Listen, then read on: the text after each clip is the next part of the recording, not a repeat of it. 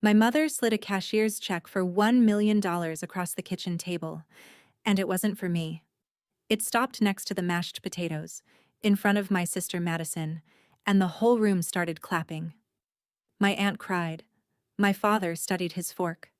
I remember the smell of pot roast and the sound of my sister's bracelets as she pressed the check to her chest like a newborn.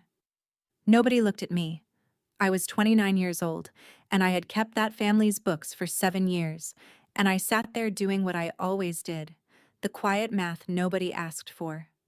2 weeks later, that same mother told me to pack my life into boxes. And here's the thing you should know before we start. Being told to leave wasn't the worst thing my family ever did to me. It wasn't even close. 5 years later, they would come for the thing I built with my own 2 hands, and they would use my own name to do it. Welcome back to Calm Drama Stories, where women who got counted out sit you down and tell you what happened next. I'm glad you're here. If a story like this one has ever sat at your kitchen table, drop a comment below and tell me where you're listening from, and be sure to subscribe because you're going to want to hear how this ends. The dinner had a theme, and the theme was Madison. My mother, Carol, stood up and tapped her glass with a spoon like we were at a wedding. She announced that the family was making an investment. $1 million, she said, for Madison's dream. A wedding venue and lifestyle brand called the Magnolia House, the kind of place brides drive 2 hours to tour. Madison did her pageant cry, the pretty one, the one that never touches her mascara. My Aunt Lorraine clapped until her rings clicked. My father, Frank, nodded at his plate. I sat at the far end where I always sat, and I did the thing that got me in trouble my whole life. I asked a question. What's the projected overhead for the first year? Madison's smile went flat like a phone screen. My aunt looked at me the way you look at a spill. My mother set down her spoon, slow and deliberate, and said we could talk about the boring parts later, and everyone laughed the way people laugh when they're relieved someone else got stepped on. I want to be fair here. I wasn't jealous of the check. I've had years to search myself on that. And it's true. The money frightened me more than it stung me, because I knew what our family actually had, and I knew what selling everything to fund a dream costs when the dream doesn't pay rent. But my mother watched me over the rim of her glasses for the rest of that meal. Not angry, appraising. Like a woman doing inventory, deciding which items had stopped earning their shelf. 2 days later, she called me into her study. My mother's study was really the store's back office moved into the house. A desk, a filing wall, and a notary stamp she'd carried for 20 years, sitting in its cradle like a little crown. She didn't ask me to sit. She told me the house was restructuring. Madison would need the space, the quiet, and the family's full attention while she built the Magnolia House. Then she said the part I can still hear at 2 a.m. You're 29, Mira. You have no husband, no plan, and no spark. Every dollar we have is going where things grow. I said I'd been running the store's books without a paycheck for 7 years. She looked genuinely puzzled, like I'd brought up the weather. That was your room and board, she said. This family invests. It doesn't do charity. I asked her where I was supposed to go. She straightened a stack of papers, tapped them twice on the desk, and gave me my answer. That's the first interesting question you've asked in years. You have 2 weeks. You're just wasting space here. Then, softer, almost kind, which made it worse. Because I'm the kind of person who nods, and I walked out past the filing wall with my name in its folders. My W-2s, my license copy, my whole paper life in her cabinets. Here's what I didn't understand yet. Standing in that hallway. I thought she was cutting me out of the family. She wasn't. She was writing me down. And there's a difference between the two that would cost me almost everything, 5 years down the road, in a bank envelope with my name on it. The check bothered me for a simpler reason than pride. Math. My parents owned a hardware store in Harlow, Georgia. Hardware stores don't have $1 million lying around. That night, I went down for water and the study light was still on, door open, papers fanned out on the desk. I wasn't snooping. I was raised to read what's in front of me. That was literally my job. On top of the stack, a closing statement from a land sale. 62 acres off Route 19. My grandmother Ruth's farm, sold to a developer out of Atlanta for $1.1 million after taxes. I stood there with my glass sweating in my hand. Grandma Ruth had died 2 years before. Quick. A stroke in her garden with her gloves still on. And I could hear her voice like she was in the room because she'd said it to us. To both of us. Me and Madison. The summer I turned 25, standing in the bean rows. When I'm gone, this dirt splits 2 ways. You hear me? 2 granddaughters, 2 halves. She never changed the will in time. Everything went to my mother, legal and tidy, and the law doesn't care what got said in a bean row. So there it was, in 10-point font. The $1 million wasn't a gift my parents were giving Madison. It was a thing being taken, half of it, the half that was supposed to be a promise, and handed over at a dinner with clapping. I put the glass in specific, the kind that doesn't close on its own. If they took that so easily, what else had they already taken? It turns out you can fit 29 years into 11 boxes, books in 4, clothes in 3, and 1 box that was just paper. My certificates, my community college transcript, the store ledgers I'd copied for my own records because old habits are load-bearing. At the bottom of my desk drawer, I found a postcard from Grandma Ruth, mailed from a church trip to Savannah the year before she died. A picture of live oaks on the front. On the back, in her stubby pencil, 2 lines. Saw a palm tree growing out of a seawall today. Grow anyway. R. I sat on the floor of my emptying room and held that postcard for a long time. Madison appeared in my doorway on my last night, leaned on the frame with a glass of wine, and watched me tape boxes. "Don't make it weird, Mimi," she said. "It's not personal. Mom just believes in me." I asked her if she'd read the contractor bids for her venue yet. She rolled her eyes and said I sounded like an accountant. I said I was an accountant. She laughed, and for 1 second it was almost us again, 10 and 13, before the pageants. Then she drifted off down the hall to her room, which was about to become 2 rooms, one of them mine. My father passed my door twice that night. Heavy socks on old pine. I knew his walk the way you know weather. Both times he slowed.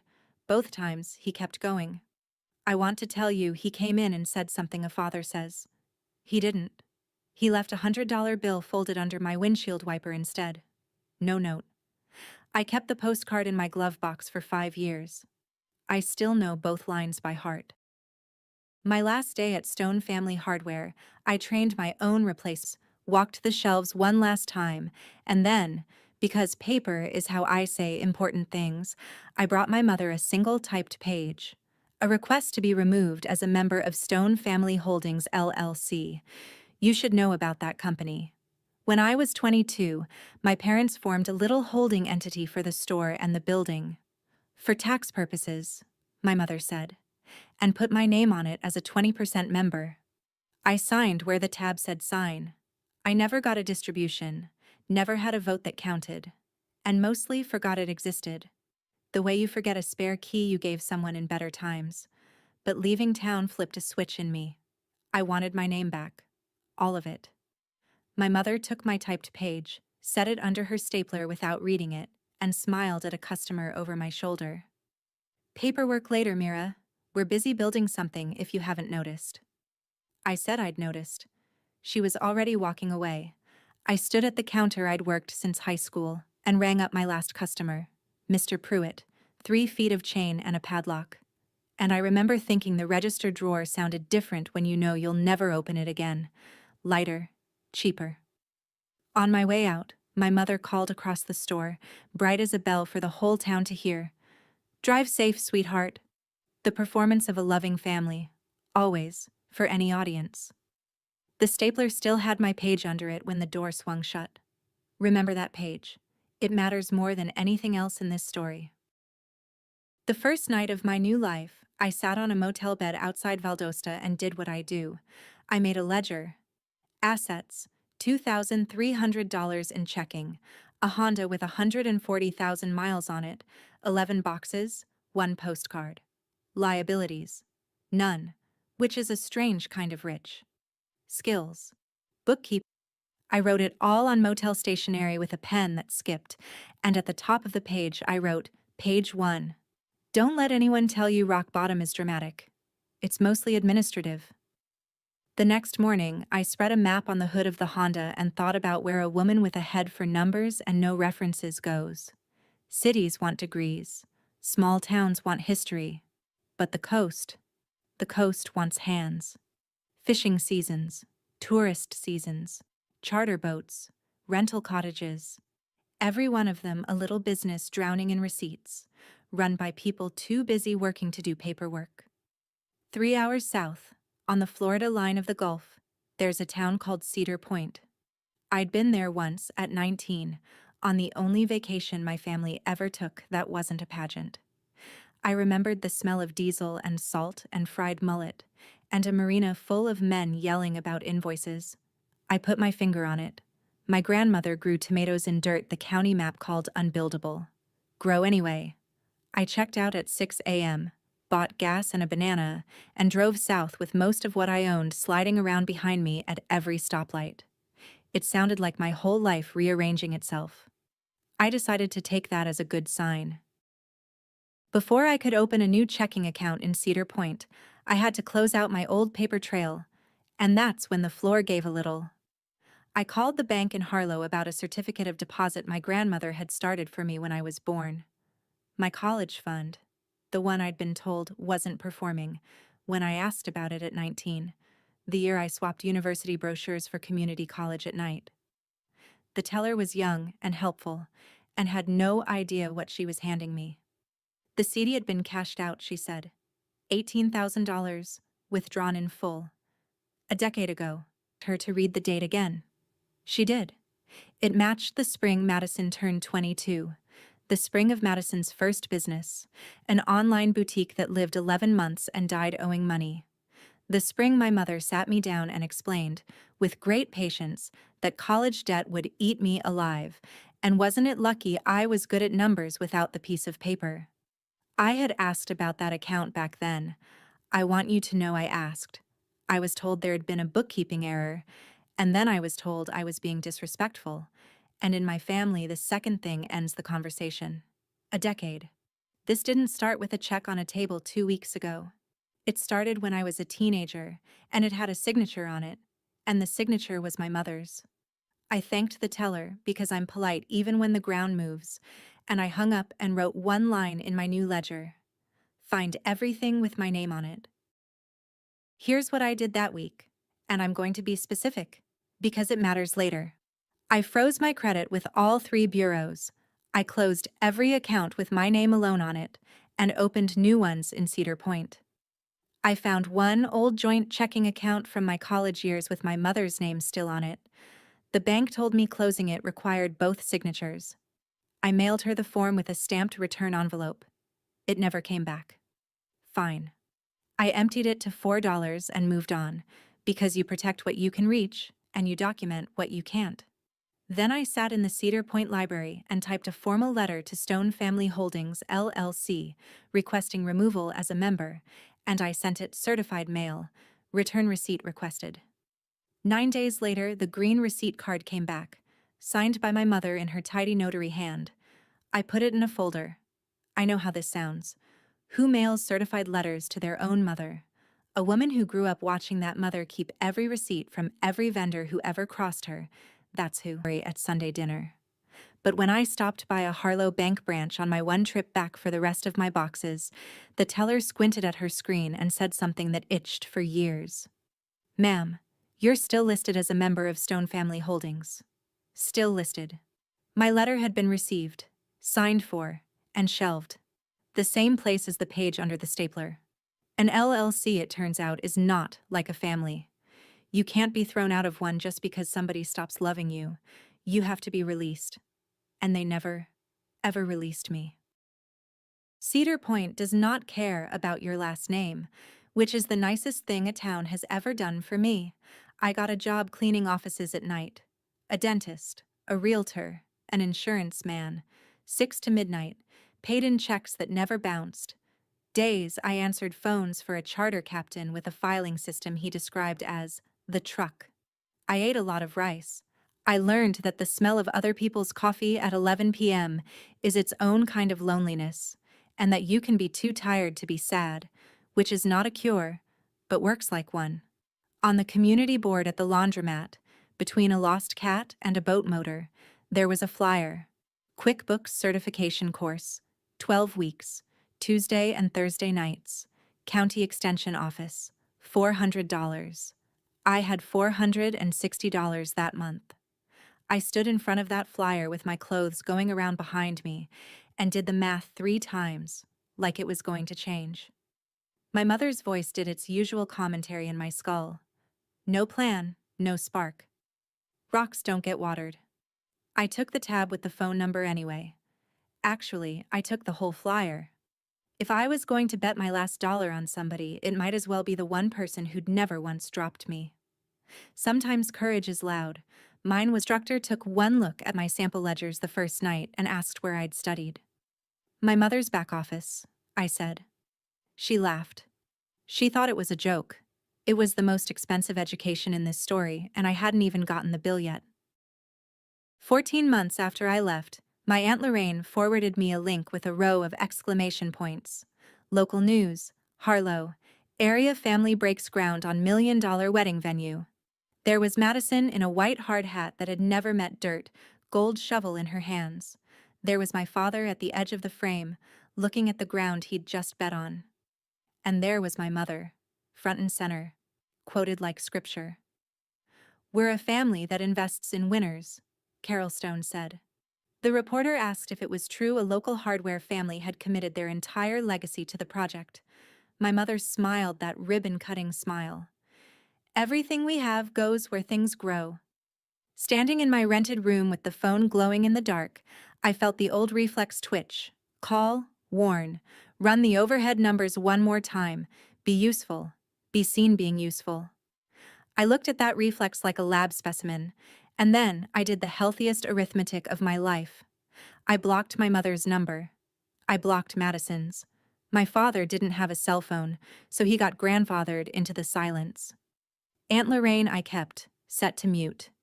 Every family needs one unsecured channel, and hers had the best gossip anyway. Then I turned off the phone and stood at the window listening to a shrimp boat idle out of the channel in the dark. Peace, when it finally comes, doesn't feel like victory. It feels like a house after the guests leave. Quiet, and a little too big, and entirely, finally yours. It would be 4 years before I heard my mother's voice again. When I did, passed the certification in March and hung my shingle the same week, if you can call a magnetic sign on a Honda a shingle. Tidewater Ledger Company. My first client was Gus Tremont, who owns the marina at the end of Water Street. 68 years old, forearms like dock pilings, a man who once fixed a bilge pump with a spoon. His filing system was a shoebox that said New Balance on the side and taxes in marker over that. He dumped it on the counter between us and said, "The government says I owe $11,000. I say they're drunk. Settle it." It took me 9 days. Underneath the diesel receipts and a sandwich I do not wish to discuss, Gus had 3 years of missed fuel tax credits, unclaimed depreciation on 2 lifts, and a quarterly penalty that existed only because his old preparer had filed late. When the dust settled, he owed nothing and got $9,000 back. Gus looked at the amended returns for a long time. Then he looked at my invoice, which I'd written small because I was scared of him, and said the thing that built my business. "This number's wrong. You charge too little. Fix that, or I'll tell everyone you're cheap instead of good." He paid me double what I asked and told the whole dock anyway. Within a month, I had the bait shop, the ice house, and 2 charter captains, all shoebox men, all allergic to paperwork, all suddenly telling each other about the quiet girl who fights the government with a calculator. I drove home that first night with real money in an account nobody could sign but me, and I sat in the car in the dark and laughed until my ribs hurt. No spark. "Sure, Mom. No spark at all." By the end of that first year, I had 9 clients and an office that was technically a Honda. I did payroll in the passenger seat, met clients at the diner, and kept every record in waterproof totes because I'd learned what the coast does to paper. Who texts like a police scanner. Jenna is married to Deke, who does drywall, and Deke had bid on the Magnolia House build. That gave Jenna a sightline into my sister's dream that no magazine spread would survive. Maddie fired the second contractor, one text said. Says he didn't understand the vision.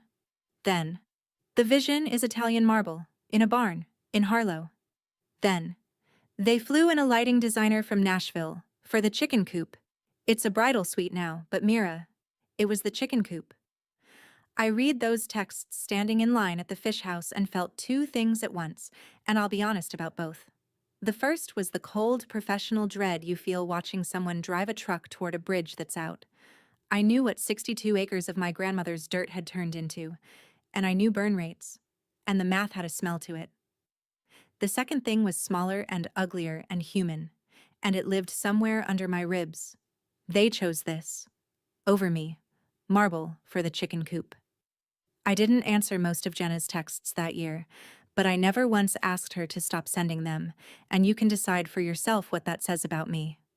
In December, she sent a photo of the venue's new sign, gold letters on whiteboard, and underneath it, guess what the loan payment is? I didn't guess. Some numbers you don't want in your head. Year 2, I rented my first real office.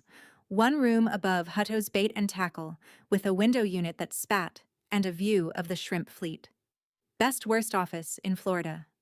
The day I moved in, my mail forwarded over from the old rental, and in the stack, between a fishing catalog and a light bill, was an envelope that made my hands go still. A Schedule K1, Stone Family Holdings, Al LLC. Tax year just ended, member. Mira Stone, 20%. Zero distributes like a passenger they'd forgotten in the back seat. Except you don't forget a passenger for 2 years. You keep her because she's useful. I sat down at my new desk and wrote my second certified letter, cooler than the first, with phrases I'd picked up from a legal handbook at the library. Formal demand, membership withdrawal. Please confirm in writing within 30 days.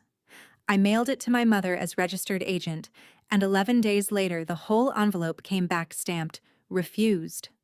Refused. Not unclaimed, not undeliverable.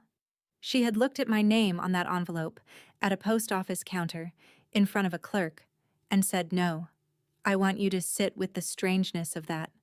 This is a woman who told the entire town I'd abandoned my family. Cried about it at church, according to Jenna.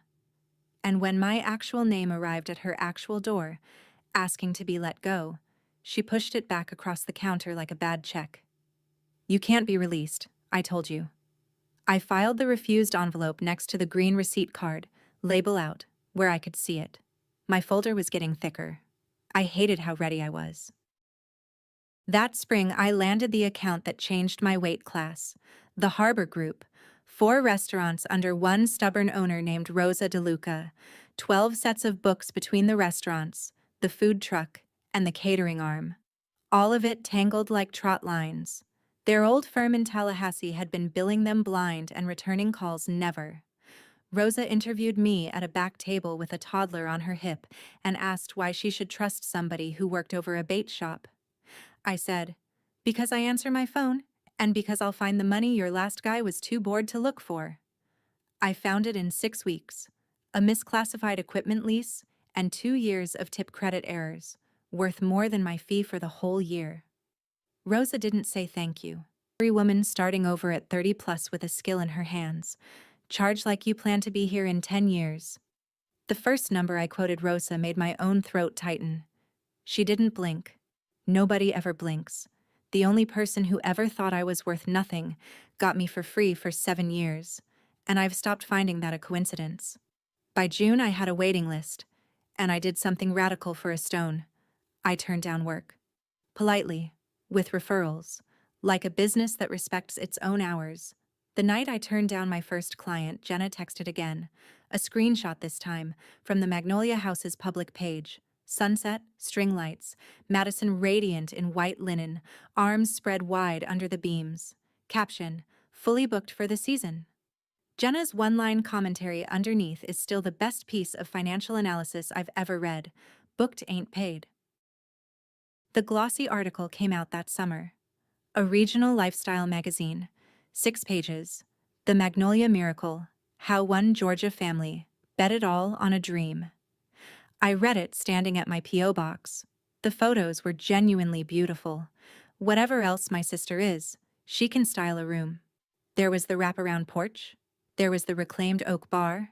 There was my mother in a straw hat, laughing in soft focus, captioned as Matriarch and Chief Believer.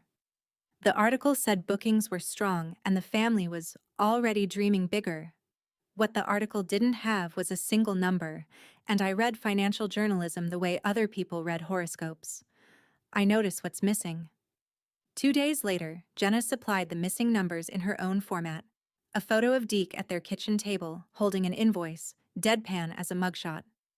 Drywall, second building, 90 days past due. He's called 4 times.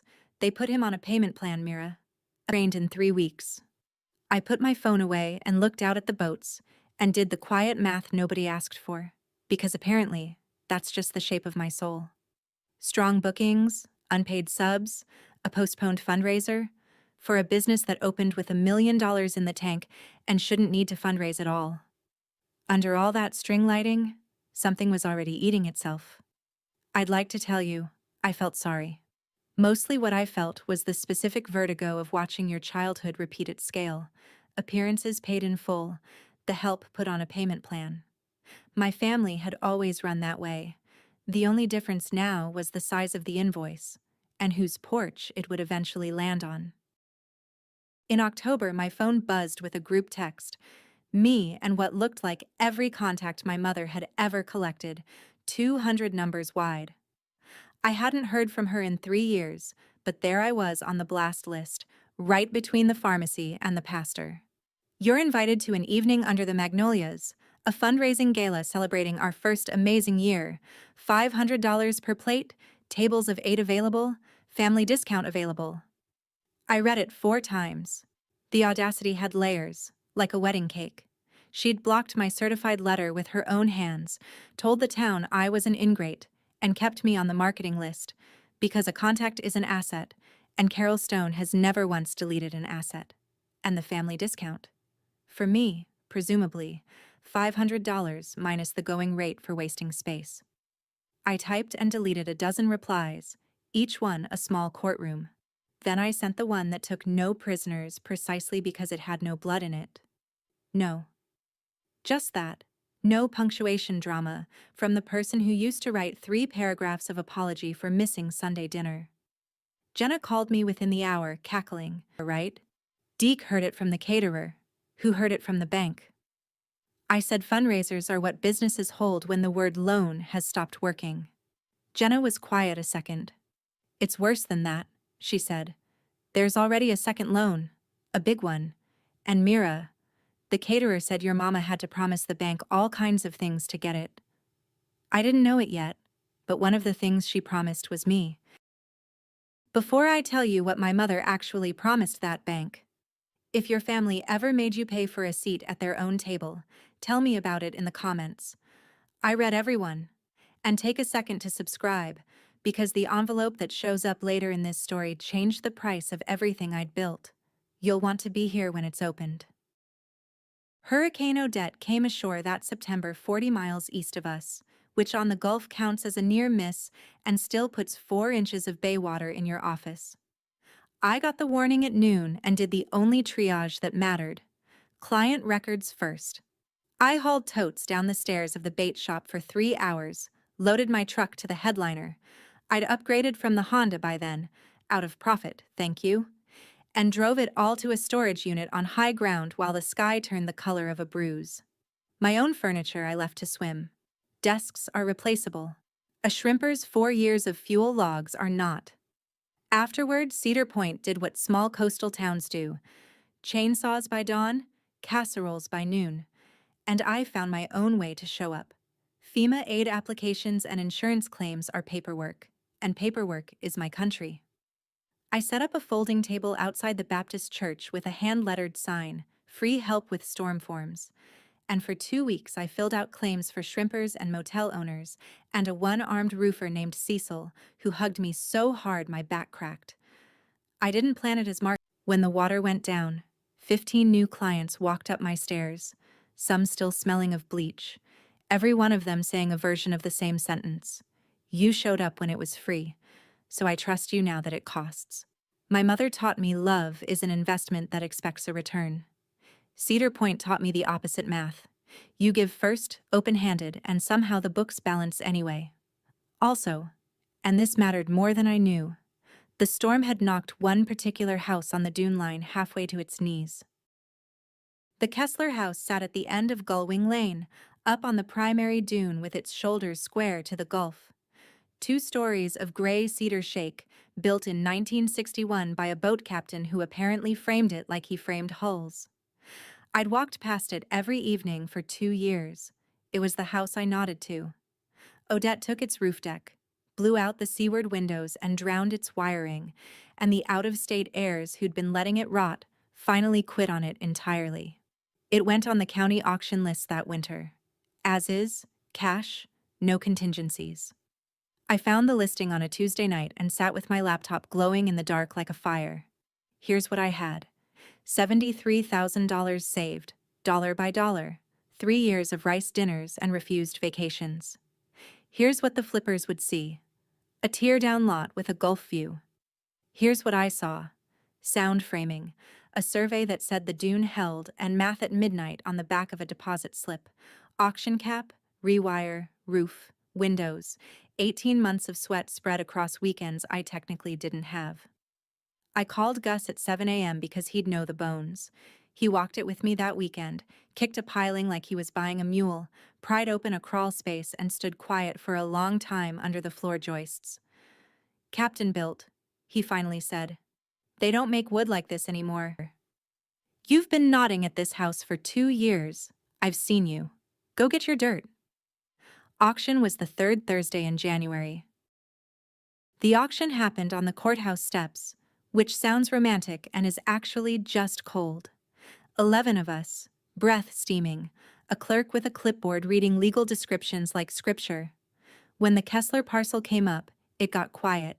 And then it was me and one other bidder, a flipper in a golf vest who bid with his chin. 48, 52, 55. He chinned 59 at me with the bored confidence of other people's money, and I heard my own voice come out flat and final, a register voice, a voice that has counted what it has and knows the number cold. 61.5. He checked his phone. Whatever margin spreadsheet lived in there said no. The gavel, a literal gavel, Cedar Point does not upgrade, came down. And a broken house on a dune belonged to a woman who'd arrived in this town 3 years earlier with 11 boxes and a skipping pen. My hands shook so hard signing the paperwork that the clerk kindly pretended not to notice. That afternoon, I drove to Gullwing Lane with the old brass key the estate had mailed the county. It didn't turn. 60 years of salt in the lock, and the key just spun my hope around and gave it back. So I did what you do. I dragged a crate under the east window, knocked the plywood loose, and climbed in through the window of my own house. And that was still the easiest door my family ever gave me.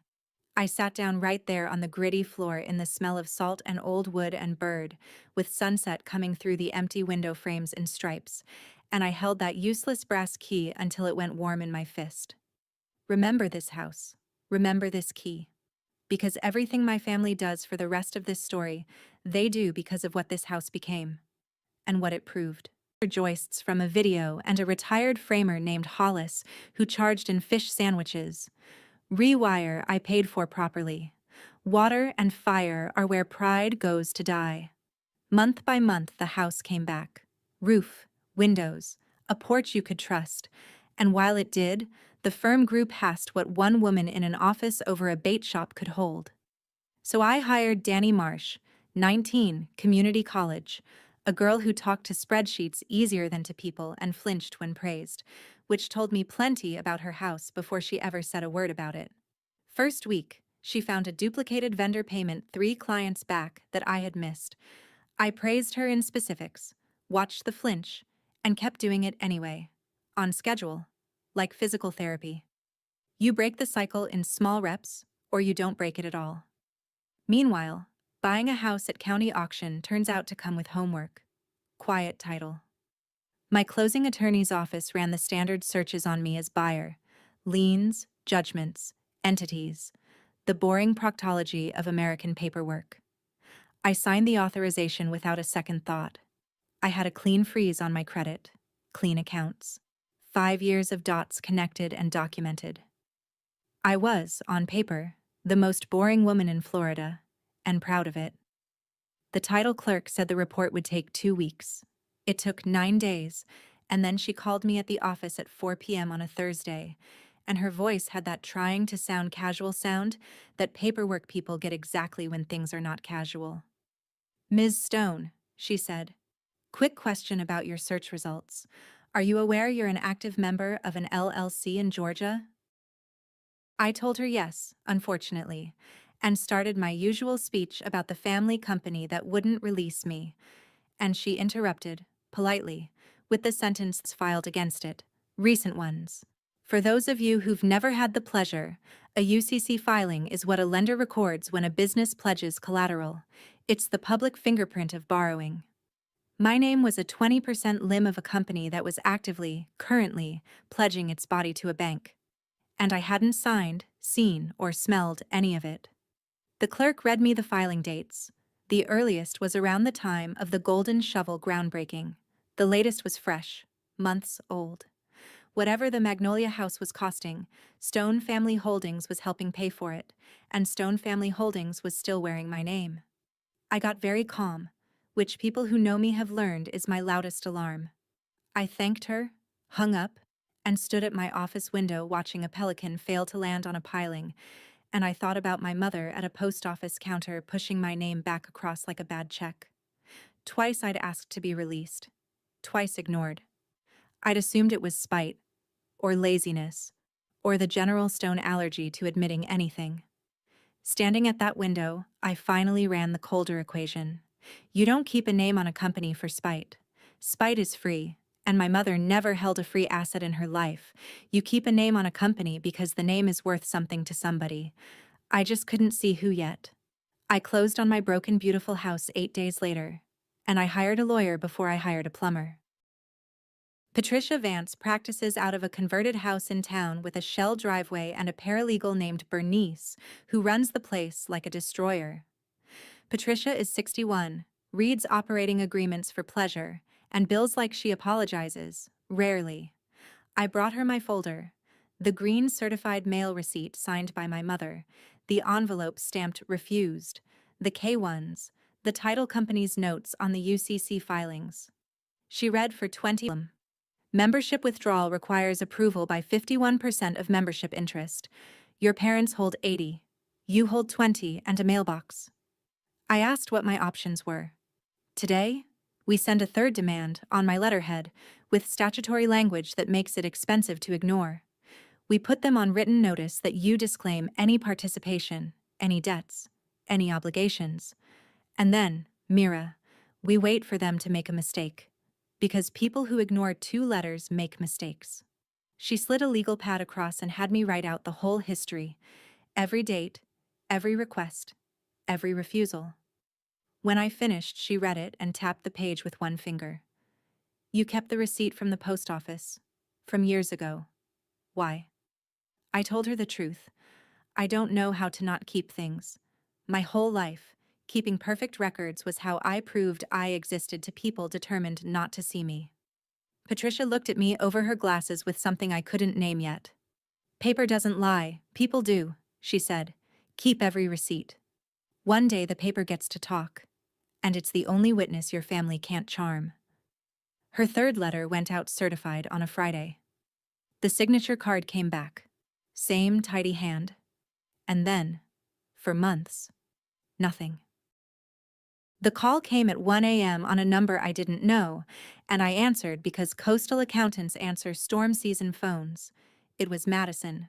4 years of silence, and she opened with, "Did I wake you? I don't even care, honestly." She was drunk in that careful way, where every word gets placed like stemware. Behind her, I could hear a TV and my parents' wind chimes. So she was home, on the porch where we'd shelled peas as kids. She talked for 11 minutes, and I mostly listened, because you learn more from a monologue than everyone who'd clapped at that dinner now called her with questions in their voices. Then she found the old knife. You know what your problem is, Mimi? Nobody ever expected one single thing from you. You got to be nothing. Lucky you. I watched the ceiling fan turn and understood, maybe for the first time, that the check on that table had been a sentence for her too. Just a different kind, the kind with an audience. And then her voice went small and flat, and she said the thing I'd known was under there my whole life. It was supposed to be me. It was always supposed to be me. I asked her gently what exactly was supposed to be her, and the question seemed to sober her half a degree, because she got quiet. When she spoke again, the smallness was gone, and something rehearsed had replaced it. Mom says when it all comes right, you owe us. She says either way, you owe, and then she stopped. Not trailed off. Stopped. Like a hand had closed over the phone. The line went dead. I lay awake until the gulls started. Owe them what? The Magnolia House didn't last 3 years. It died in the spring the way businesses die. Slowly, then all on one morning. Jenna sent the photo before 8. The gates chained and zip-tied to the iron scrollwork Madison had flown a man in from Savannah to design. A county notice. The kind with bold print. Delinquent taxes. Pending tax sale.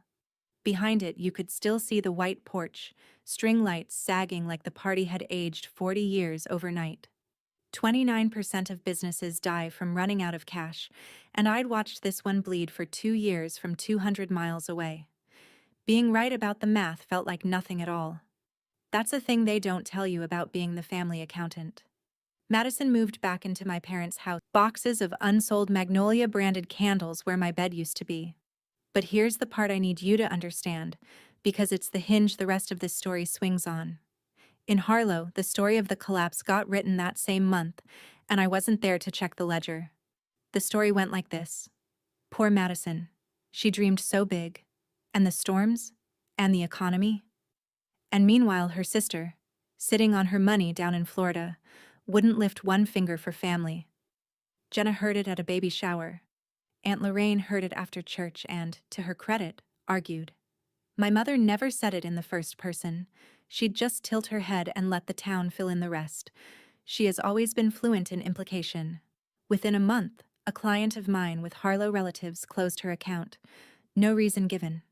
And that Monday, a bank envelope found its way to my name. It was waiting in the office mail between a supply catalog and a thank you card from Cecil the roofer. First Harvest Bank, Harlow, Georgia.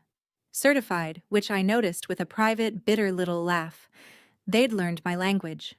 Inside, 1 page, and the coldest header in American English, Notice to Guarantor. Re. Stone Family Holdings, ILLC, Commercial Note, Original Principal $380,000. Status, 90 days delinquent. And then, my own name, set in the salutation like a hook in a lip. Dear Ms. Stone, as guarantor of the above-referenced obligation, you are hereby notified. I read it standing up. Then I read it sitting down. Then I put it flat on the desk and put my hands flat beside it, because they wanted to shake, and I don't allow that during business hours. $380,000. More than my house and the firm's best year stacked together. Payable, apparently, by me, on a loan I had never seen. He found me like that 20 minutes later and asked if I was okay in the voice of a girl who knows what a kitchen sounds like before something breaks. I told her to pull Patricia's number, because underneath the roaring in my ears, the professional part of my brain, the part my mother built, God help us both, had already isolated the load-bearing word, guarantor. Members of an LLC aren't automatically liable for its debts. That's the entire point of the letters LLC. A guarantee is different. A guarantee is personal. A guarantee requires a signature. My signature. Which meant that somewhere in a file drawer at First Harvest Bank, 200 miles north, there was a piece of paper with my name signed on it. And I had never signed anything. Patricia read the notice twice and got that stillness good lawyers get, the stillness of a heron over water. "We demand the loan file today," she said. "The note, the guarantee, the signature pages, everything." Her letter went out that afternoon. First Harvest responded the way small-town banks respond when a name on their paperwork starts asking questions. Slowly, with great courtesy and no documents. A week of processing. Another week of, "Our counsel is reviewing." Patricia said the stall itself was information. Banks move fast when their file is clean. And into the middle of that waiting on a Tuesday evening while I stood in my half-wired kitchen eating crackers over the sink, my phone rang with a Georgia number I didn't know, and I answered thinking it was the bank. It was my mother. More than 4 years since I'd heard her voice, and it arrived already in tears. Not the pageant tears Madison learned from her, but something wetter and older and frighteningly convincing. "Mira, sweetheart, I know so much time has passed. I know things were said." Things were said. The passive voice. She said my father wasn't getting younger. She said Madison was going through so much. And then she laid the honey down right where the wound was, the way only the person who cut you knows how. "We hear about you down there, you know. Your little firm, your house on the water. We're so proud of what you've built, sweetheart. Come to dinner. Sunday. Just family." Proud. 34 years, and there it finally was. Right on schedule, exactly when my signature became worth more than my absence. I told her I'd think about it. And God forgive the 29-year-old still living somewhere in my chest. Some part of me glowed. I went. Patricia advised against it. The bank file was still dark, and walking into their kitchen mid-mystery was walking into weather. I went anyway, and I won't dress it up for you. 5 years of building a life in salt air and one, proud of you, had me checking my mirror at red lights the whole 3 hours north. The house on Cypress Street had shrunk the way childhood houses do. New gutters, though. I noticed maintenance the way other women notice haircuts. Inside, it smelled like Sunday. Roast, yeast rolls, the lemon polish my mother saves for company. My old bedroom door stood open just enough to see Madison's boxes stacked to the ceiling. Dinner was, and I say this with clinical precision, perfect. My mother made everything I loved at 9 years old, a menu assembled from archives I didn't know she kept. My father hugged me at the door a beat too long, then produced, from the sideboard, a shoebox of newspaper clippings, business page mentions of Tidewater Ledger, the little profile the county paper ran after the hurricane, my Chamber of Commerce ribbon photo. Cut out, dated in pencil, kept. My father does not talk. He archives. It's the silent years, and I had to excuse myself to the bathroom I'd cried in at 17 and press a cold washcloth to my face like a woman diffusing herself. Warmth was the one weapon I'd never built a defense for. They'd never used it before. Through the door, I could hear the good china coming out and my mother's laugh running the table. And on the kitchen counter, when I came back, I noticed a folder. Green, new, square-cornered, with a First Harvest Bank logo on the tab. They waited until the pie. My mother refilled my coffee, sat down straighter than usual, and folded her hands. Chairing a meeting, if you'd ever watched her chair one, which for 7 unpaid years I had. "We want to talk about the future," she said. Madison came alive like stage lights had hit her mark. The pitch had slides, actual printed pages in plastic sleeves. The Magnolia House, Chapter 2. Rebrand, boutique events, corporate retreats, intimate luxury. Madison's vision, and she turned a page and there was my name, in a serif font, under the words, Financial Director. My brain. "You're the missing piece, Mimi," Madison said. "You were always the missing piece." My mother took my hand across the table, and hers was trembling, and I still don't know which parts of that evening were performance, and which were a drowning woman's grip. "We were wrong about you," she said, each word placed like the good china. "You're the one with the head on her shoulders. This is your chance to finally be part of this family, Mira." And there it was. the sentence I had been saving a seat for since I was a child. I want to be honest with you about the next 30 seconds because I promised myself I'd tell this part true. I saw it. All of it, whole, like a landscape from a plane window it to me, and for 30 seconds I was pricing it. Then my mother slid the green folder across the table, the same gesture, the same tablecloth, 5 years apart, and said the number. The refinance needs 500,000. The bank just needs your signature, sweetheart. You're the only one of us they trust now. The bank just needs your signature. Somewhere under the pie and the trembling hands, a vault door swung shut in me, calm and pneumatic. I didn't open the folder. I squared it to the table edge, habit, and said, "No," quietly, the way you say true things. "I won't be signing anything. Not this, and not anything else with Stone Family Holdings on it." For one long second the kitchen held its breath, and I watched my mother's face do something I'd never seen in real time. The warmth drained out of it like water finding a crack, and what stood behind the warmth had been doing math the whole evening. "After everything this family gave you," she said, and her voice had lost its tremble entirely, "you'd sit at my table and refuse." I said, "You gave me 2 weeks and a curfew for the boxes." Madison shoved back her chair hard enough to scrape and left. A door upstairs shook the wind chimes. My mother gathered plates with terrible composure. My father looked at the floor with the focus of a man reading his own verdict there. I picked up my keys and thanked her. For dinner, because I was raised right, which has always been the joke of this whole story. At the door, I stopped. I asked the question Patricia had told me not to ask yet, but I'm my mother's daughter and I wanted to watch the answer arrive. "Mom." The delinquency notice from First Harvest. It came to me. Why would it come to me? My mother stood in the yellow hallway light and did not blink. "I'm sure I don't know, Mira. Banks make mistakes." I was in the car when the porch light came on. My father came out carrying trash that didn't need carrying, a half-empty bag, an obvious prop, 65 years old, and it was the best cover story available to him in his own driveway. He set it by the can, then came around to my window and stood there in his cardigan, worrying something square in his hands. I rolled the window down.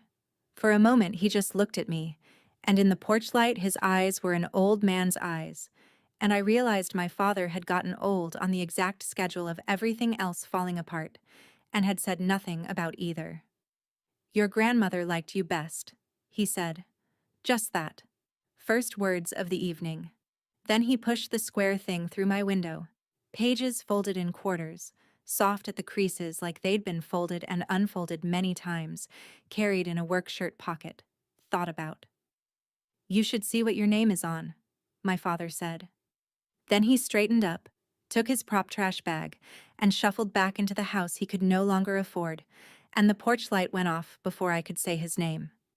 I drove 11 miles to a motel on the state road with those pages on the passenger seat, and I want you to understand that I didn't unfold them at a red light. And I didn't unfold them in the parking lot. 5 years of discipline is good for exactly this much. I got a room. I sat at one of those bolted-down motel desks under a light the color of weak tea. I took a photo of the folded square, untouched, time-stamped, because chain of custody is a love language too. And then I opened my father's laundry. 40 minutes later, I called Patricia Vance at home at 11 at night.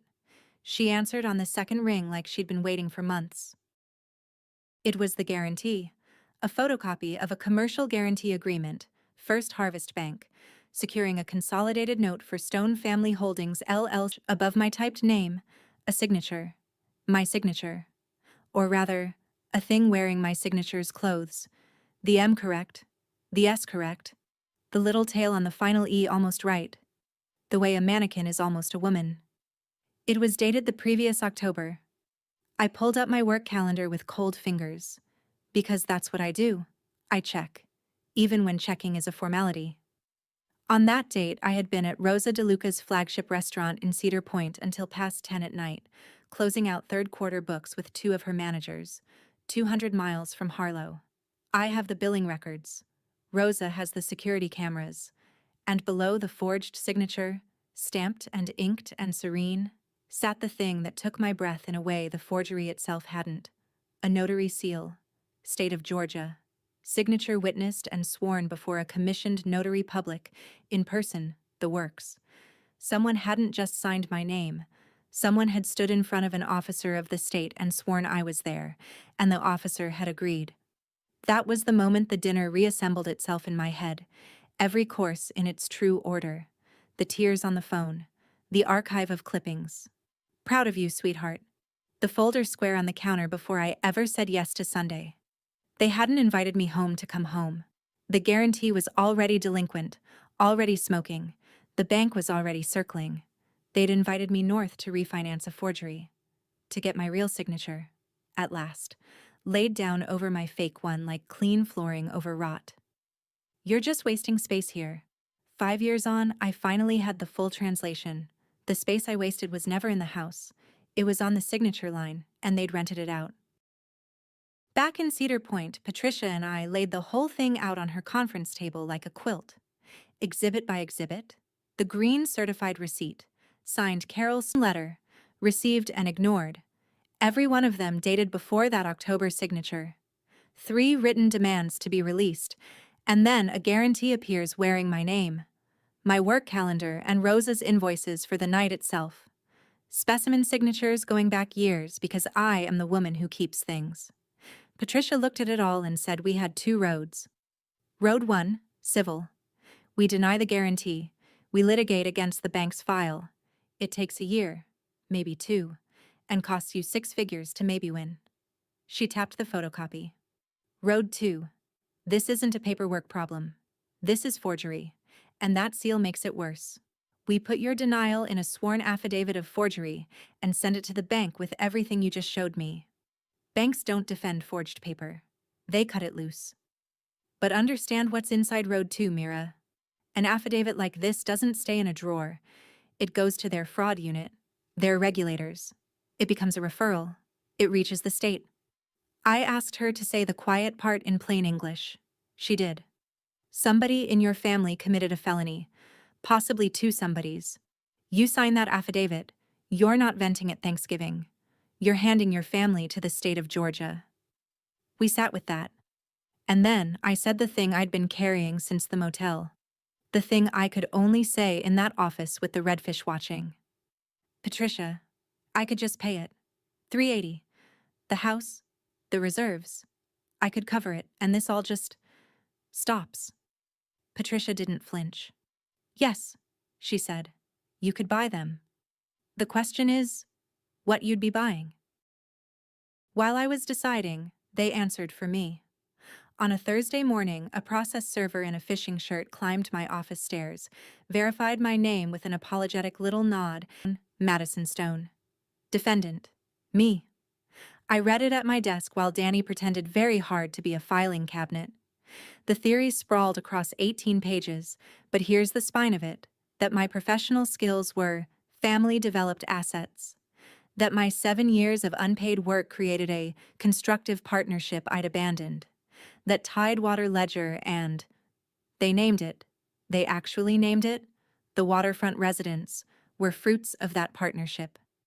They wanted $450,000, or, the complaint offered helpfully, equivalent participation in defendant's ongoing enterprises. Participation, in my business. Patricia called it what it was. A nuisance suit, built to bleed and to pressure, with maybe a 4% chance of surviving the year, and a 100% chance of costing me a fortune and every night's sleep until it died. 43% of small businesses get threatened with a suit in any given year. Mine just had my mother's name on the cover page, but it was page 11 that changed the temperature of my blood. Their attorney attached, as an exhibit about the family's good faith reconciliation efforts, his own engagement letter, proving how long they'd been trying to resolve this amicably. The letter was dated 3 weeks before the Sunday dinner, before the tearful phone call, before the yeast rolls and the clippings, and this is your chance to finally be part of this family. They'd hired a lawyer to sue me, then set the table. The pot roast was discovery. The pie was a deposition. My mother didn't invite her daughter to dinner. She staged an exhibit. My own parents' names on a lawsuit against the daughter they threw away. If you've ever been punished for building the thing they swore you couldn't build, put the words "I grew anyway" in the comments. I want to see whoever believes. It's coming. Here's the thing about being raised inside a family's story.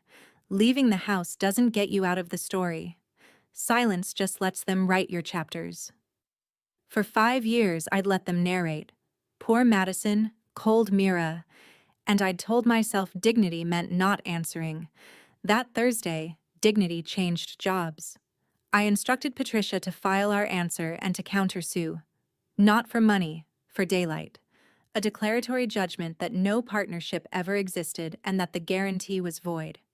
And then I did the thing that, in a family like mine, is the real crossing. I called Jenna and I told her everything, on the record. No, keep this between us.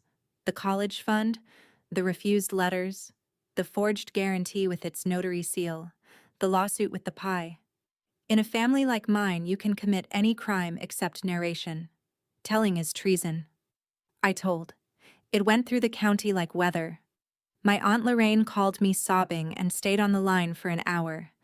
2 cousins I hadn't heard from in a decade sent Bible verses that could have gone either way. And 2 more clients with Harlow kin quietly closed their accounts. I felt each one like a pulled tooth. Gus found out about that from the doc talk, stumped up my stairs and put a fist on my counter. Anybody asks me, I say you're the only stone worth quarrying. That goes on the record too. Then my mother's voicemail arrived, the last unblocked channel, and I stood at my window and listened to her measured, unhurried voice. No tears now. Tears cost extra. Deliver the eulogy she'd written for me years ago. I hear you've been telling stories, Mira. We gave that money where it could grow. You don't water rocks. Don't you punish this family for gardening. I saved the voicemail to 3 places. Evidence, yes. Me, sleep, attention, joy. By midsummer, my legal bills had passed $38,000. I'd lost a client to sheer awkwardness, and I'd started doing payroll at 5 a.m. because dawn was the only hour the lawsuit didn't own. Danny carried the office through it. 19 years old, steady as a keel, leaving fresh coffee outside my door without knocking, which is the highest form of love a quiet person offers. Discovery ground along. Their side produced sludge, recollections, characterizations, a decade of nothing in writing. Ours produced paper.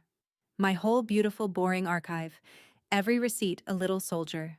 And then, one evening, Patricia called me back to her office after Bernice had gone home, and she had the photocopied guarantee under her desk lamp and a magnifying loupe out of her drawer, of all things, like a stamp collector. "Look at the seal," she said. I looked. Inked circle, State of Georgia, the notary's name ringing the edge with her commission number. Patricia's finger came down beside it, very still. Every notary in Georgia has a unique commission number, and every commission is a public record. Name, county, dates of appointment. She wrote the number from the seal on a legal pad, tore off the sheet, and slid it to me. "Run it, tonight." And Mira. She took off her glasses, which in Patricia is a siren. "When you see whose it is, I need you to call me before you call anyone else. Before your cousin. Before God. Are we clear?" The state's notary database is free and public and loads slowly, and I sat in my truck outside her office typing that number into my phone with the window down and the marsh crickets going, thinking, I already know. I typed it anyway. I'm the woman who checks. Commission number 2019-11, renewed like clockwork, in good standing. My mother's seal, on my forged name, swearing to the state of Georgia that I had stood in front of her and signed. The subpoenaed loan file arrived from First Harvest 2 weeks later and completed the arithmetic. The bank had been pressing for a personal guarantor since the venue's 2nd year. The file's internal notes said so in bloodless bank prose, family member with liquidity identified. When the note was consolidated that October, the guarantee appeared, sworn and sealed, and the pressure came off. And her notary logbook. She surrendered it under subpoena, because a logbook that goes missing is its own confession, showed the entry in her own confident hand. Date, instrument, signer, Mira E. Stone. Personally known to me. Then Patricia's handwriting examiner delivered the last brick. The signature wasn't my mother's work. The pen pressure, the letter forms, the telltale hesitation marks matched the specimen exemplars from a decade of birthday cards and pageant paperwork. Madison wrote my name. My mother stamped it true. One daughter's hand, the other daughter's name. The mother's seal binding them. The whole family business, miniaturized onto a signature line. I sat in Patricia's office holding the logbook photocopy, and what I felt was quieter and worse than tears. Recognition. She hadn't snapped. There was no desperate midnight. A logbook entry is deliberate. It's done at a desk, in good light, with the seal you've carried for 25 years. My mother had looked at both of her daughters and done what she'd always done, spent the one she didn't believe in to fund the one she did. Patricia let the silence sit, then asked the only question left in the case. "What do you want, Mira?" I opened my mouth. Nothing came out. The court ordered mediation. The night before, I couldn't sit still in my finished house, so I walked the beach with my sneakers in my hand, and I did what I always do at the edge of things. Inventory. Column 1. Pay. $380,000. The house remortgaged. The reserves gone. But the lawsuit settled. The bank satisfied. And the door on Cypress Street open again. Sunday dinners. My father's clippings. My mother saying proud where the neighbors could hear it. Everything on the shelf I'd been window shopping my whole life, and I could afford it now. That was the poison beauty of it. Column 2. The affidavit. My name clean. The forgery named out loud. And my mother and my sister handed to the state I was raised to fear disappointing. No dinner table on earth would ever seat me again. Aunt Lorraine's number might survive. Might. I stopped at the tide line and took out the postcard. I'd moved it from the glove box to my jacket that morning, and don't let anyone tell you accountants aren't superstitious. Saw a palm tree growing out of a seawall today. Grow anyway.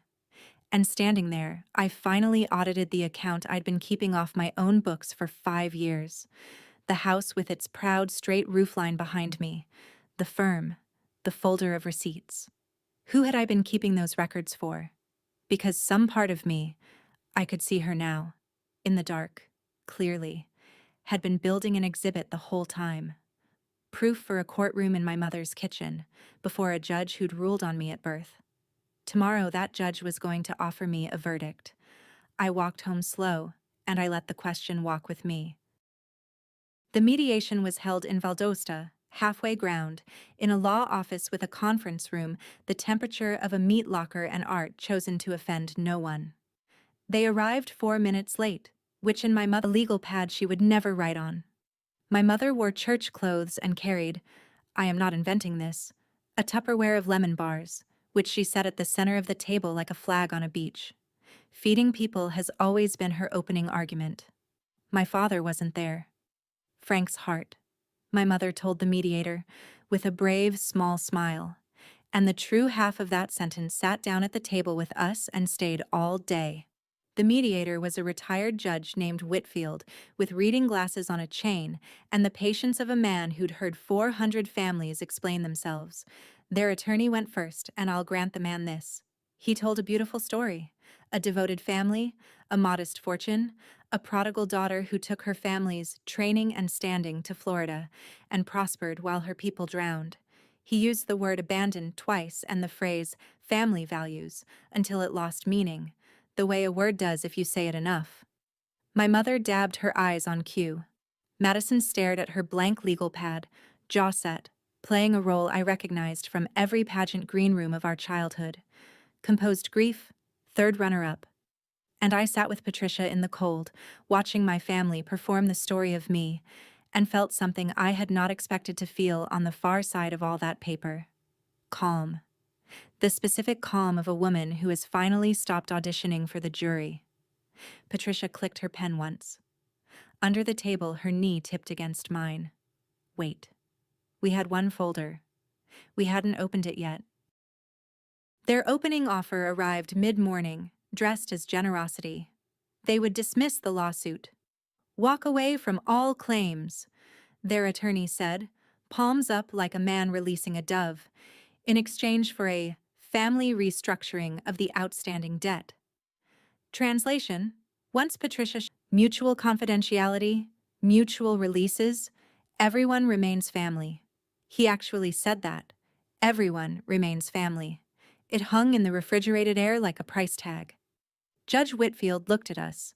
Patricia said, "We'd like to respond with some documents," in the exact voice you'd use to offer coffee, and she opened the folder and dealt it out clean and slow.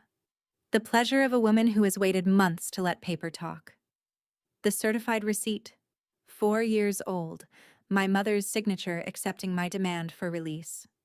The envelope stamped, refused. The engagement letter dated 3 weeks before the reconciliation dinner. Then the alibi. My calendar, Rosa's invoices, the time-stamped records for the October night in question. 200 miles of geography between me and that signature line. Then the examiner's report on the handwriting. And last, alone, the notary log page and the commission record, which Patricia set down in front of the mediator without a word of argument, because some exhibits you narrate, and some you just let sit on the table and tick. Judge Whitfield read. The room changed pressure. Their attorney reached for the log page, read it, and went carefully blank. The face of a man recalculating his fee against his exposure in real time. Madison had stopped breathing theatrically and started breathing for real. And my mother. My mother watched the mediator's face with the alert stillness I knew from 30 years of watching her count a register drawer that wasn't adding up. Whitfield took off his reading glasses. I'd like to caucus with each side separately, he said. My mother spoke for the first time all morning. First, she said, I want 10 minutes alone with my daughter. They gave us the small conference room, the one with the humming air vent and a water. My mother sat down across from me, and I watched her take off the performance the way you'd take off earrings after church. Deliberate, item by item, until what sat there was the woman from the back office, the one with the stapler and the 25-year seal. I hadn't seen her undress like that since I was a child. It was almost a relief. You were never stupid, she said. So I'll say it plain. That paper out there ruins us. Your sister forged it. I sealed it. You know that. I know it. And that retired judge knows it by now. So here is what I am offering, Mira, and I will only offer it once. She folded her hands. Pay the note. Quietly. Sign the settlement. Let the guarantee die in a drawer and it's finished. No charges, no stories, no shame on anyone's stone. And you come home. I mean it fully. Sunday dinners, Christmas. Your father has maybe 5 good years left.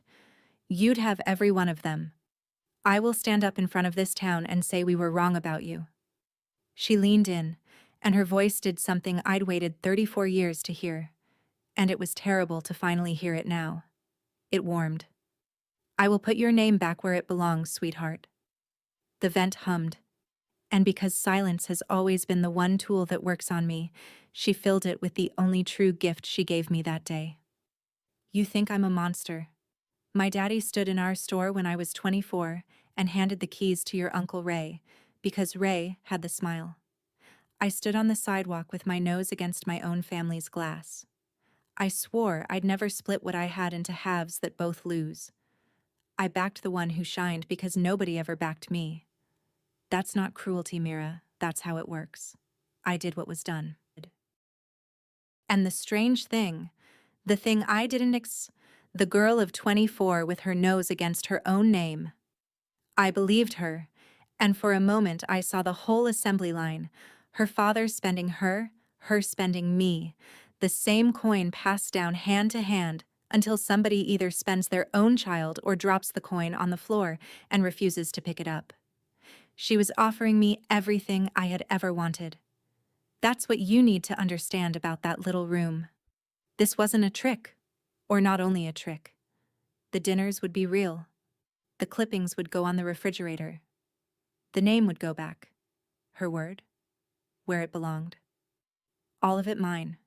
Retail price $380,000 plus my silence, plus one working lie, sealed in a logbook.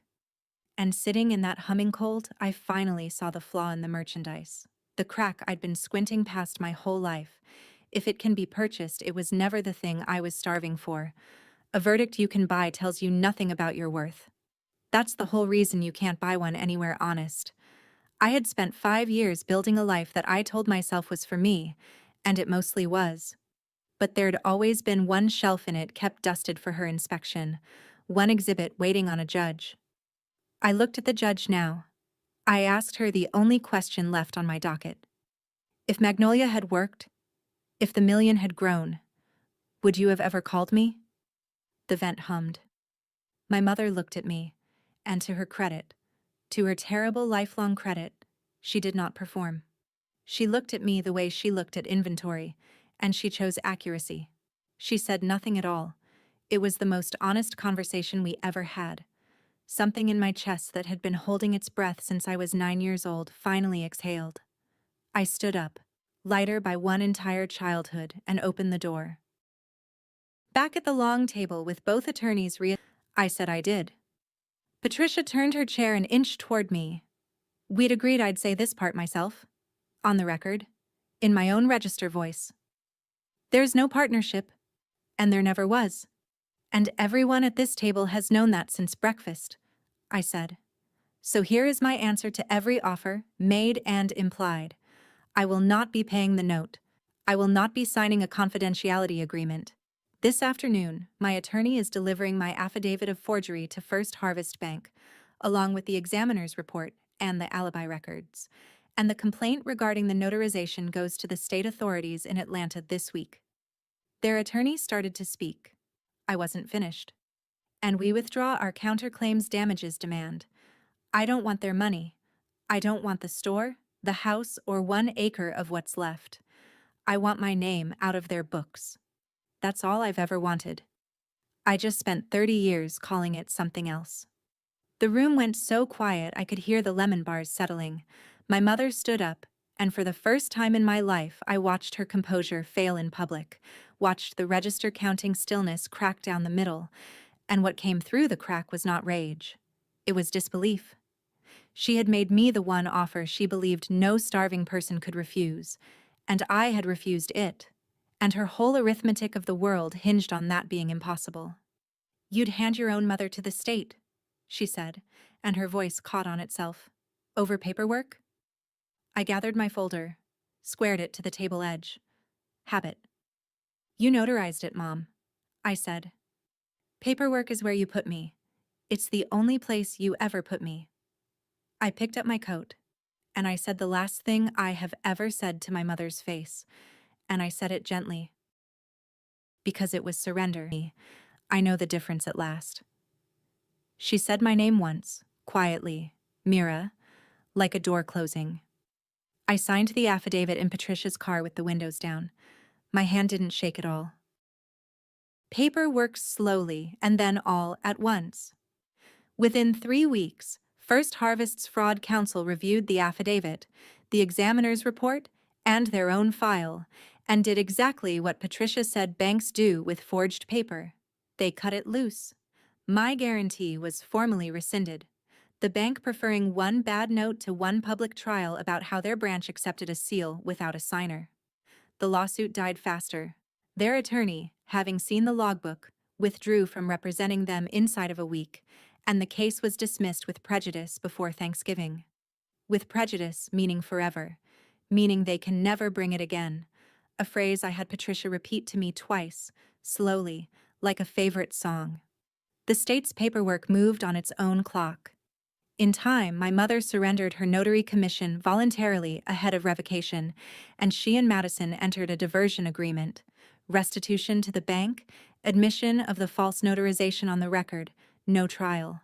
First offense, her age, full repayment. The state wanted its integrity back more than it wanted 2 women in a courtroom. Some viewers will find that too soft. I understand.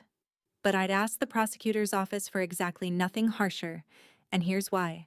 The sentence that mattered had already been served, in a small cold room, in the silence after my question. The only thing left was the parking lot. Madison caught me beside Patricia's car, out of scripts at last, mascara actually moving. "You could have saved us," she said. "You had the money. You could have just saved us." I looked at my sister. "No, Maddie, I could have paid for you. It's not the same thing. Nobody ever taught either of us the difference."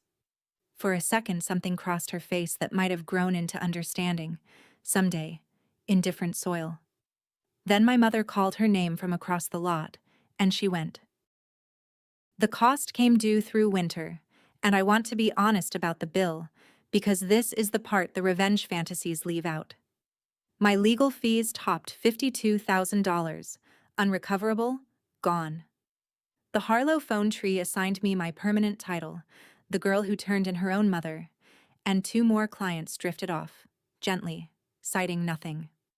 Aunt Lorraine still calls, but on Tuesdays now, when her husband bowls, and I notice the scheduling and say nothing, because you take love in the size it comes. And one gray afternoon in January, my father called. The first phone call of his life, as far as I know, placed from the hardware store's back room on the landline, with the compressor running for cover. He didn't say hello. He said, "Your grandmother would have done the same thing you did. She'd have done it faster." A long breath, the compressor humming. "Don't tell your mother I said that." Click. I stood holding my phone in my kitchen for a long while. On Cypress Street, the for sale sign went up in March. The bank's restructured note and Madison's leftover vendor debts were getting settled the only way left, and my parents moved to a 2-bedroom rental near the church. I learned it from Jenna, and I sat with it, and I'm going to tell you exactly what I felt, because I promised you true. Grief, yes. And a terrible clean quiet, like a ledger finally closed by someone else's hand. The machine had eaten the machinists. It didn't need me for that. It never had. And in April, an envelope arrived from the Georgia Secretary of State. Stone from years of paper, ended in one line. I read it on my porch, and it weighed nothing at all. 6 months later, a gray sedan idled at the end of Gullwing Lane. It was a Sunday in October, 5 years and 7 months since the night of the cashier's check. I was on the porch with coffee and payroll. Some women take up watercolors. When the sedan crept down the lane, slow, the way cars move when the driver is reading house numbers. It stopped at my gate. My mother behind the wheel. Madison in the passenger seat. 3 hours, uninvited, unannounced. To talk, I imagine, or to see it. The way you drive past a thing to make it real. I didn't move. The gate stayed closed. The gate had nothing to do.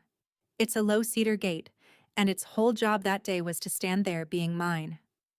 What happened next? I watched from behind my own screen door, and Jenna later confirmed the family's version matched, word for word, because Madison told it herself. Crying, at Lorraine's kitchen table. My sister got out of the car.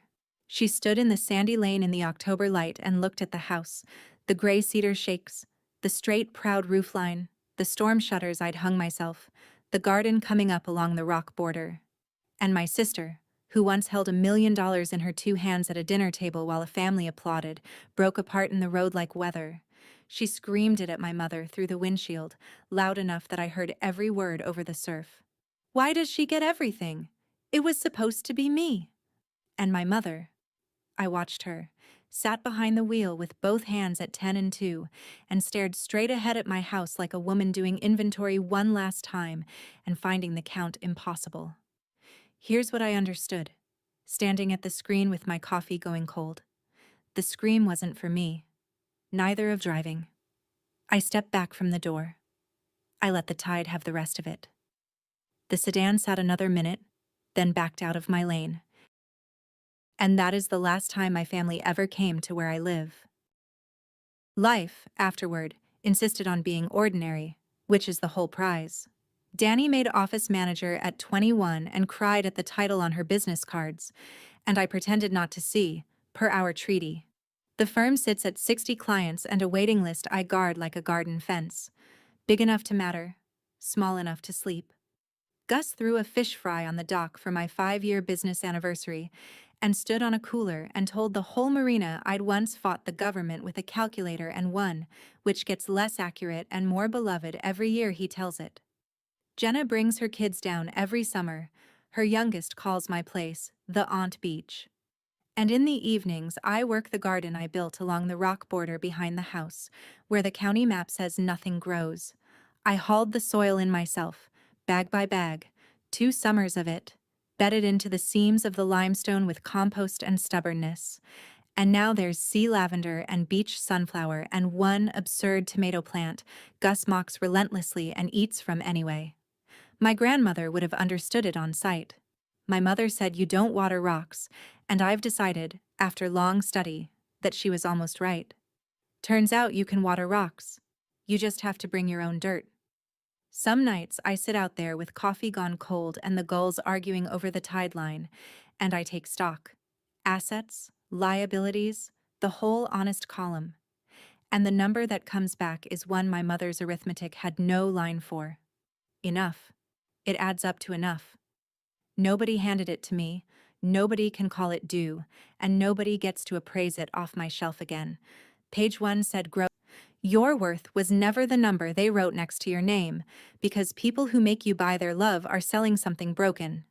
And the moment you stop renting space in their ledger and start keeping your own books, on your own dirt, you find out the accounting was wrong your entire life. You were never the rock in their garden. You were the seed they refused to water, and seeds keep. Seeds wait. Seeds grow anyway.